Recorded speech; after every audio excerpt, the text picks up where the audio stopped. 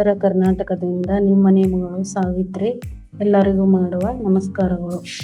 ಇವತ್ತು ನಾನು ಗೋವಾ ಮಾವಿನಕಾಯಿಯಿಂದ ಉಪ್ಪಿನಕಾಯಿ ಹಾಕ್ತಾ ಇದ್ದೀನಿ. 4 ಮಾವಿನಕಾಯಿ ತಗೊಂಡಿದ್ದೀನಿ. ಮೊದಲಿಗೆ ನೀರಲ್ಲಿ ಸ್ವಚ್ಛವಾಗಿ ತೊಳಿಬೇಕು.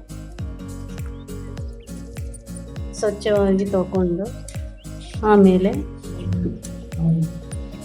ಒರೆಸ್ಬೇಕು. ಸ್ವಲ್ಪ ನೀರು ಇರಲಾರ್ದಾಗೆ.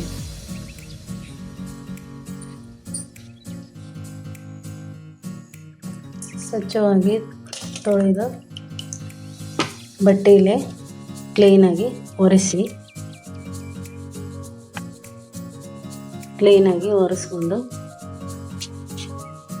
ಸಣ್ಣ ಸೈಜ್ ಕಟ್ ಮಾಡ್ಕೋಬೇಕು. ಸ್ವಚ್ಛಗೆ ಒರೆಸಿದ್ದೀನಿ. ಸ್ವಚ್ಛಗೆ ಒರೆಸ್ಕೊಂಡು ಈಗ ಕಟ್ ಮಾಡ್ಕೋಬೇಕು ಸಣ್ಣ ಪೀಸಾಗಿ.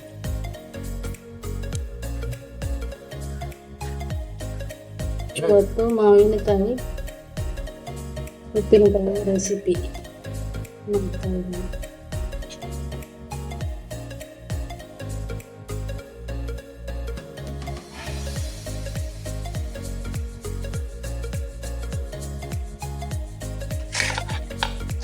ಈ ಸೈಜ್ ಮಾಡ್ಕೋತೀನಿ ಎಲ್ಲ 4 ಮಾವಿನಕಾಯಿ.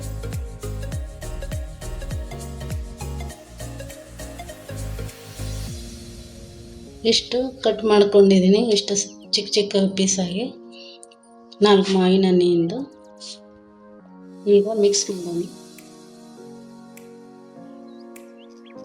ಇದರಲ್ಲಿ ಇಷ್ಟು ಹಾಕೊಂಡು ಸ್ವಲ್ಪ ಜಾಸ್ತಿನೇ ಹಾಕೋಬೇಕು ಉಪ್ಪು, ಅಂದರೆ ಕೆಡಲ್ಲ.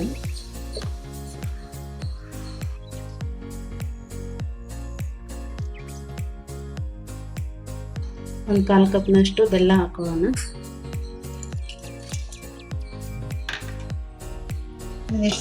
ಮಾಡಿ ಇಡಬೇಕು, ಸೈಡಿಗೆ ಇಟ್ಟು ಮಿಕ್ಸ್ ಮಾಡಿ. ಅಲ್ಲಿವರೆಗೂ ಮಸಾಲೆ ರೆಡಿ ಮಾಡ್ಕೊಂಡು ಇಷ್ಟಕ್ಕೆ ಒಂದು ಕಡಾಯಿ ಇಟ್ಕೊಂಡು ನಾನು ಸ್ವಲ್ಪ ಮೆಂತ್ಯಕಾಯಿ ಹಾಕೋಣ. ಸ್ವಲ್ಪ ಸಾಸಿವೆ ಹಾಕಿ. ಮೆಂತ್ಯ ಜಾಸ್ತಿ ಹಾಕ್ಬೋದು. ಟೇಸ್ಟ್ ಹಾಕಬೇಕು. ಸಣ್ಣ ಸ್ಪೂನಿಗೆ 1.5 ಚಮಚ ಸಾಸಿವೆ ಹಾಕಬೇಕು. ಎರಡು ಸೇರಿಸಿ ಸ್ವಲ್ಪ ಬ್ರೌನ್ ಬರುವಂತ ಹುರ್ಕೋಬೇಕು. ಮಾಡಬೇಕು ಸ್ಮೂತಾಗಿ.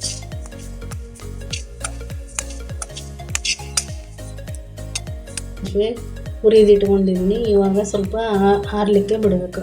ಆರಿದ ಮೇಲೆ ಮಿಕ್ಸಿಗೆ ಹಾಕ್ಕೋಬೇಕು. ಇವಾಗ ಆರಿದೆ. ಮಿಕ್ಸಿ ಜಾರಿಗೆ ಹಾಕ್ಕೊಂಡು ಪೌಡ್ರ್ ಮಾಡಬೇಕು. ಈಗ ಮಿಕ್ಸಿಗೆ ಹಾಕ್ಕೊಂಡಿದೆ. ಇಷ್ಟು ಪೌಡ್ರ್ ಆಗಿದೆ ಸ್ಮೂತಾಗಿ. ಈಗ ಒಗ್ಗರಣೆ ಕೊಟ್ಕೊಳ್ಳೋಣ. ಮೊದಲಿಗೆ ಎಣ್ಣೆ ಹಾಕ್ಕೋಬೇಕು. ಇಷ್ಟು ಸಿಪ್ಪಿ ತೆಗೆದಿಟ್ಕೊಂಡಿದ್ದೀನಿ. ಇಷ್ಟು ಬೆಳ್ಳುಳ್ಳಿ ಹಾಕ್ಕೋಬೇಕು. ಎಣ್ಣೆ ಒಳಗೆ ಫ್ರೈ ಮಾಡಬೇಕು.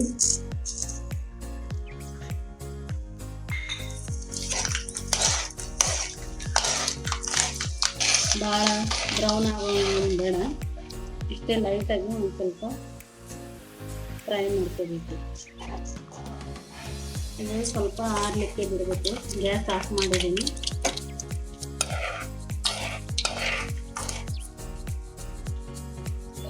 ಒಂದು ಸ್ಪೂನಷ್ಟು ಅರಿಶಿನ ಹಾಕ್ಕೋಬೇಕು ಎಣ್ಣೆ ಆರಿದ ನಂತರ. ಖಾರ ಪುಡಿ 2 ಸ್ಪೂನ್ ಹಾಕ್ಕೋಬೇಕು. ಎಣ್ಣೆ ಬಿಸಿ ಇದ್ದಾಗ ಹಾಕ್ಕೊಂಡ್ರೆ ಕೆಂಪಾಗುತ್ತೆ. ಅದಕ್ಕೆ ಸ್ವಲ್ಪ ಆರಿದ ಮೇಲೆ ಹಾಕ್ಕೋಬೇಕು.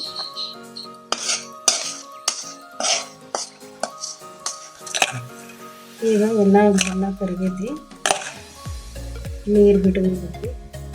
ಈಗ ಇದ್ರೊಳಗೆ ಒಗ್ಗರಣೆ ಕೊಟ್ಕೊಂಡಿದ್ದೀವಿ, ಅದನ್ನು ಹಾಕ್ಕೋಬೇಕು. ಇಷ್ಟಾಗೈತಿ ಇದು ಪೌಡ್ರು. ಇದಿಷ್ಟು ಹಾಕಿ ಸೇರಿಸ್ಕೋಬೇಕು. ಎಲ್ಲ ಬಿಸಿದಿದ್ದು ನೋಡಿದೆ. ಈಗ ಇದಕ್ಕೆ ಹಾಕೊಳ್ಳೋಣ. ಇಷ್ಟು ಹಾಕ್ಕೊಂಡು ಕಲಿಸೋಬೇಕು. ಇದನ್ನು ಚೆನ್ನಾಗಿ ಕಲಿಸ್ಕೋಬೇಕು. ಮಾವಿನಕಾಯಿ ಉಪ್ಪಿನಕಾಯಿ ರೆಡಿ. ಯಾರಿಗೆ ತಾನೇ ಬಾಯಲ್ಲಿ ನೀರು ಬರಬೇಕು.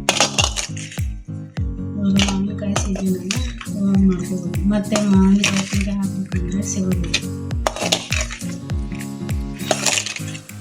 ಚೆನ್ನಾಗಿ ಮಾವಿನಕಾಯಿ ಉಪ್ಪಿನಕಾಯಿ ರೆಸಿಪಿ.